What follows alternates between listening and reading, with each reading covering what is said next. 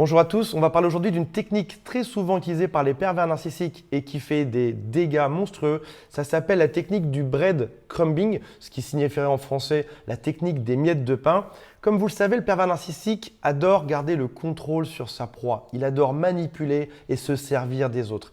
Et dans cette manipulation, il laisse toujours planer le doute sur votre relation, le type de relation que vous avez ensemble, et même sur leurs intentions présentes ou futures.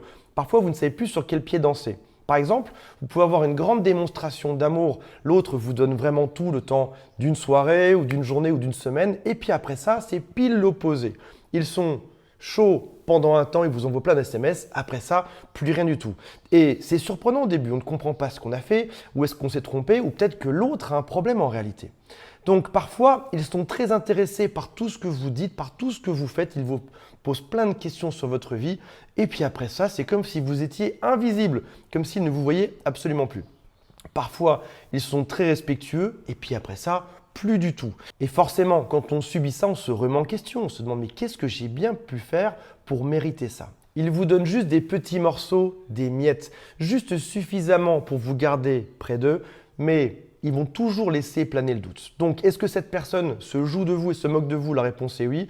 Ils sont de manière constante inconstants ou inconsistants, c'est-à-dire que leur particularité, c'est d'être toujours dans ce mode de manière permanente. Ils donnent plus. Ils apparaissent, ils disparaissent. Ils s'intéressent à vous, ils ne s'intéressent plus du tout à vous juste après. On va voir ensemble dans cette vidéo 3 choses que vous avez probablement dû vivre si vous avez été en présence d'un pervers narcissique. Avant ceci, je vous rappelle que vous pouvez vous abonner à cette chaîne de plus en plus nombreux. Cliquez sur « Je m'abonne » puis sur la cloche qui est juste à côté. Il y a un quiz qui s'appelle « Est-ce que cette personne est perverse narcissique ?» que ce soit dans le domaine de l'amour, de l'amitié, du travail ou pour n'importe qui. Et si vous le souhaitez, vous pouvez aussi appeler un membre actif de mon équipe du lundi au vendredi. Le lien est juste en dessous. Alors, toute première chose que vous avez pu observer, c'est que vous faites des plans ensemble, vous avez eu des idées, vous vous êtes dit que vous feriez ça plus tard, que vous iriez là-bas. Peut-être que vous avez parlé de maison, de mariage, d'avoir des enfants, de trouver un travail, de changer de travail, de partir en vacances, ou peut-être même que vous donnez de l'argent à votre pervers narcissique et que lui ne donne pas beaucoup et vous avez décidé que ça allait changer, qu'il allait travailler enfin et se mettre à la tâche. Mais finalement, quand vous leur demandez l'avancement sur tous ces projets, sur tout ce que vous deviez faire ensemble, parce que ça vous tient à cœur quand même tout ça, eh ben, il y a toujours une bonne excuse. Ça peut être par exemple « Ah, je suis désolé, j'ai vraiment été très occupé cette semaine ». Ou alors « Ah, c'est vraiment pas possible en ce moment ». Ou alors « Écoute, on en reparle dans pas longtemps ». Et toi, tu dis « Mais c'est quand dans pas longtemps? C'est dans une minute, c'est dans une semaine, c'est dans un an. On avait eu ce projet ensemble et pourquoi est-ce qu'il n'arrive pas aujourd'hui? Pourquoi est-ce qu'on ne passe pas à l'action pour le faire? » Ils peuvent aussi vous dire « J'ai beaucoup trop de travail en ce moment, j'ai beaucoup trop de stress ». Et c'est comme si c'était toujours la même excuse qui ressortait à chaque fois, comme si on appuyait sur un bouton play et que c'était pile la même phrase qui ressortait à chaque fois comme une excuse. Parfois, ils peuvent aussi dire « Oui, alors c'est vrai qu'on avait ce projet ensemble, mais j'attends que tu sois plus sympa avec moi, plus gentil ou que tu arrêtes de me faire ça. » Donc là, tu te dis « C'est fou parce que le pervers narcissique me rend dingue et c'est quand moi, j'arrêterai de faire ça que notre projet va avancer. » Le truc se marche sur la tête. Deuxième chose que vous avez pu observer, c'est que très souvent, après un bon moment avec vous, ils disparaissent ou alors ils deviennent extrêmement négatifs et méchants avec vous. Je vais vous donner un exemple. Ils sont adorables, ils veulent avoir des relations intimes avec vous, ils vont vous apporter des cadeaux, des chocolats, des fleurs, ils vont s'intéresser à vous, ils vont être extrêmement flatteurs, ils vont tout vous donner. Et puis dès qu'ils auront eu ce qu'ils veulent, ils vont juste disparaître juste après. En réalité, il n'y a peut-être jamais eu d'engagement. Alors j'ai pris l'exemple de la relation intime, ça peut arriver dans n'importe quel autre domaine. Ce n'est pas forcément que cette personne disparaît si vous êtes en couple, mais c'est juste que du jour au lendemain, il n'y a plus d'attention du tout pour vous.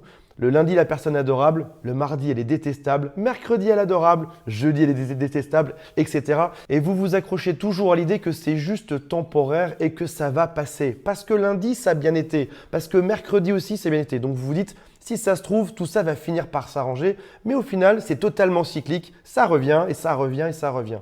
Personne au monde ne veut ce genre de relation.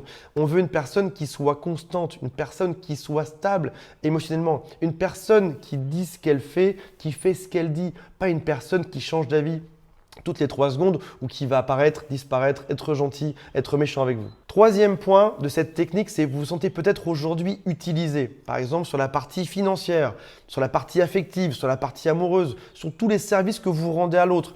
Vous vous sentez un peu comme étant un outil dans sa vie. Vous êtes juste un pion sur son échiquier et c'est juste l'image que vous avez de vous aujourd'hui. Encore une fois, si vous vous sentez utilisé, c'est que c'est probablement vrai. Peut-être aussi que il est plus simple parfois d'être dans le déni que la relation va mal, de penser à tort que ça va s'arranger un jour, alors que lorsqu'on regarde dans le temps, quand on note sur une feuille ce que je vous encourage à faire, notez sur une feuille quel jour ça a été, quel jour ça n'a pas été, quel jour l'autre a appelé, quel jour l'autre n'a pas appelé, quel jour l'autre vous a donné de l'attention et quel jour il n'y a pas eu d'attention. Juste pour que vous soyez lucide sur ce qui vous arrive aujourd'hui en particulier. Donc aujourd'hui, on va juste regarder les faits. J'aimerais que vous me répondiez en commentaire en dessous. Est-ce que cette personne est fiable aujourd'hui dans votre vie? Est-ce que vous pouvez compter sur elle? Est-ce que vous êtes sûr que dans 3 jours, il n'y aura pas une nouvelle dispute, un nouveau problème? Est-ce que cette personne change souvent de comportement? Ça peut arriver de changer de comportement, mais est-ce que c'est quelque chose qui est extrêmement cyclique et qui revient très souvent? Ou alors est-ce que cette personne est stable? Mettez-moi-le en commentaire juste en dessous. Notez combien de temps dure la bonne période, c'est-à-dire le moment où il vous apporte de l'attention, où ça se passe bien. Et notez aussi combien d'heures ou de jours va durer la mauvaise période. Si vous avez eu 1 heure de bonheur pour 5 jours d'angoisse juste après, le machin n'est pas très équilibré. Et surtout, depuis combien de temps attendez-vous que ça change? Tous les projets que vous avez ensemble, quand est-ce qu'ils vont se réaliser? Emménager ensemble, avoir un enfant, construire une maison, partir en vacances. Toutes ces choses-là qui sont importantes pour vous, quand est-ce que ça va arriver? C'est le moment de lui poser la question et d'écouter la bonne excuse qu'il y aura juste en face de vous. Pour moi, il y a une phrase qui était une grande révélation, c'était « Avez-vous réellement un plan commun tous les deux ou est-ce que c'est pas juste toi qui es moteur pour cette relation ?» En gros, tu es moteur pour que ça se passe comme tu espérerais que ça marche, mais l'autre est juste comme un poids mort attaché à ça et se laisse traîner gentiment alors que toi, tu donnes toute ton énergie pour que ça fonctionne. Est-ce que toi, tu mets pas toute ton énergie pour que cet objectif soit réalisé alors que l'autre met juste toute son énergie à te saboter? Donc en fait, là où tu penses que vous êtes deux aller dans la même direction, en réalité, pas du tout. Il y en a un qui y va et l'autre qui te sabote. Une chose est sûre, personne ne veut subir une relation qui est inconsistante dans l'espoir que ça ira mieux un jour. Les gens vont rarement mieux en s'arrangeant, surtout quand on parle de pervers narcissiques. On a toujours cet espoir qu'on revienne au fameux lundi où ça allait bien ou au mercredi où ça allait bien ou alors à la lune de miel où tout s'est si bien passé pendant 2-3 mois. Mais en réalité, de manière factuelle, si vous notez sur une feuille votre quotidien, le nombre d'heures d'embrouille, le nombre d'heures de bonheur, je pense que vous aurez vite fait la balance. Si aujourd'hui il y a beaucoup plus de négatifs que de positifs dans cette relation, il y a assez peu de chances que ça aille dans le bon sens et que ça change. Comme vous le savez, les pervers narcissiques ont tendance à empirer la relation avec le temps pour voir jusqu'où vous tiendrez, qu'est-ce que vous pouvez supporter dedans. Ça veut dire qu'ils crantent en permanence les arguments, la mauvaise foi, la dévalorisation, etc. Donc, lorsqu'on a espoir que ça vienne comme c'était avant, sachez qu'avec un pervers narcissique, ça n'ira que en s'empirant. Donc voilà mes amis, avec un pervers narcissique, on a gagné la partie lorsqu'on est parti. C'était des nouvelles de pervers narcissiques land, j'espère que vous a plu. Mettez-moi un commentaire, likez la vidéo et répondez au quiz si vous le souhaitez. Salut à tous, bye.